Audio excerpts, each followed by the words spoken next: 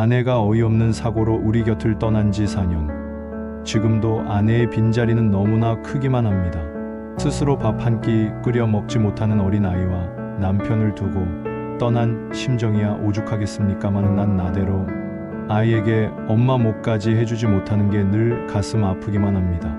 언젠가 출장으로 인해 아이에게 아침도 제대로 챙겨주지 못하고 출근 준비만 부랴부랴 하다가 새벽부터 집을 나섰던 적이 있었지요. 전날 지어먹은 밥이 밥솥에 조금은 남아있기에 계란찜을 얼른 데워놓고 아직 잠이 덜 깬 아이에게 대강 설명하고 출장지로 내려갔습니다. 그러니 일이 손에 잡힐 리가 있나요? 그저 걱정이 되어 몇 번이나 전화로 아이의 아침을 챙기느라 제대로 일도 못 본 것 같습니다. 출장을 다녀온 바로 그날 저녁 8시. 집으로 돌아온 나는 아이와 간단한 인사를 한 뒤 너무나 피곤한 몸에 아이의 저녁 걱정은 뒤로 한 채 방으로 들어와 양복 상의를 아무렇게나 벗어 던지고 침대에 대자로 누웠습니다. 그 순간 푹 소리를 내며 빨간 양념국과 손가락만한 라면, 가락이 침대와 이불에 퍼질러지는 게 아니겠습니까? 펄펄 끓는 컵라면이 이불 속에 있었던 것입니다. 이게 무슨 일인가는 뒷전으로 하고 자기 방에서 동화책을 읽던 아이를 무작정 불러내어 옷걸이를 집어들고 아이의 장단지와 엉덩이를 마구 때렸습니다. 왜 아빠를 속상하게 해? 이불은 누가 빨라고 장난을 쳐? 장난을. 다른 때 같으면 그런 말은 안 했을 텐데. 진장에 있었던 탓으로 때리는 것을 멈추지 않고 있을 때 아들 녀석의 울음 섞인 몇 마디가 나의 매든 손을 멈추게 했습니다. 아들의 얘기로는 밥솥에 있던 밥은 아침에 다 먹었고 점심은 유치원에서 먹고 다시 저녁 때가 되어도 아빠가 오시질 않아 마침 싱크대 서랍에 있던 컵라면을 찾아냈다는 것입니다.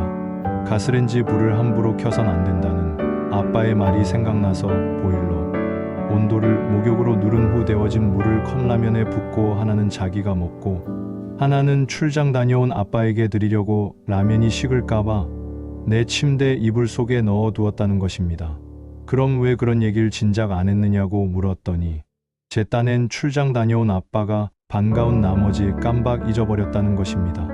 아들 앞에서 눈물을 보이는 것이 싫어 화장실로 뛰어들어간 저는 수돗물을 크게 틀어놓고 엉엉 소리내어 울었습니다. 한참이나 그러다가 정신을 차리고 나와서는 우는 아이를 달래 약을 발라주고 잠을 재웠습니다. 라면에 더러워진 침대보와 이불을 치우고 아이 방을 열어보니 얼마나 아팠으면 잠자리 속에서도 흐느끼지 뭡니까? 정말이지 아내가 떠나고 난 자리는 너무 크기만 해서 앞으로 어떻게 살아야 할지 나는 그저 오랫동안 문에 머리를 박고 서 있어야 했습니다. 아내가 우리 곁을 떠난 지 이제 5년. 이제는 아내의 빈자리가 느껴지지 않을 만도 한데 아직도 아내의 자리는 너무나 크기만 합니다. 1년 전에 아이와 그 일이 있고 난 후 난 나대로 아이에게 엄마의 몫까지 더욱더 신경을 쓰기 위해 많은 노력을 했습니다. 아이도 나의 걱정과는 달리 튀었고 맑게 커가는 것 같아서 아이에게 정말로 고맙다는 생각을 했습니다. 아이의 나이 이제 7살. 얼마 후면 유치원을 졸업하고 내년부터는 학교를 갑니다. 그동안 아이에게 또 한 차례 매를 들었습니다. 어느 날 유치원에서 전화가 오더군요. 아이가 그날 유치원을 오지 않았다는 것이었습니다. 너무나 떨리는 마음에 회사를 조퇴하고 바로 집으로 와서 아이를 찾아봤지만 아이의 모습은 보이지 않았습니다. 아이의 이름을 부르며 온 동네가 떠나갈 정도로 애타게 아이를 찾았습니다. 그런데 그놈이 놀이터에서 혼자 신나게 놀고 있더군요. 너무나도 아이에게 화가 나서 집으로 온 후 아이에게 매를 들었습니다. 그런데 아이는 단 한 차례의 변명도 하지 않고 잘못을 빌더군요. 나중에 안사실이지만 그날은 유치원에서 부모님을 모셔놓고 재롱잔치를 한 날이라고 했습니다. 그 일이 있고 며칠 후 아이는 유치원에서 글을 배웠다고 너무나도 기뻐하는 모습으로 집으로 들어왔습니다. 그리고 그날부터 아이는 저녁만 되면 자기 방에서 꼼짝하지 않고 글을 써대는 것이었습니다. 아이의 모습이 얼마나 기특한지 비록 아내가 없지만 하늘에서 아이의 모습을 보곤 미소 짓고 있을 생각을 하니 난 또 다시 흐르는 눈물을 참을 수가 없었습니다. 그렇게 1년 정도의 시간이 흐르고 겨울이 되고 거리에는 크리스마스 캐롤송이 흘러나올 때쯤 아이가 또 한 차례 일을 저질렀습니다. 그날 회사에서 퇴근 준비를 하고 있는데 누군가가 나를 찾는다고 전화를 했습니다. 그 전화는 우리 동네의 우체국 출장소였는데 우리 아이가 우체통에 주소도 쓰지 않고 우표도 붙이지 않은 편지 300여 통을 넣는 바람에 가장 바쁜 연말에 우체국 업무에 막대한 지장을 끼친다고 전화가 온 것입니다. 서둘러 집으로 간 나는 아이가 또 일을 저질렀다는 생각에 아이를 불러놓고 다시는 들지 않으려던 매를 또다시 들었습니다.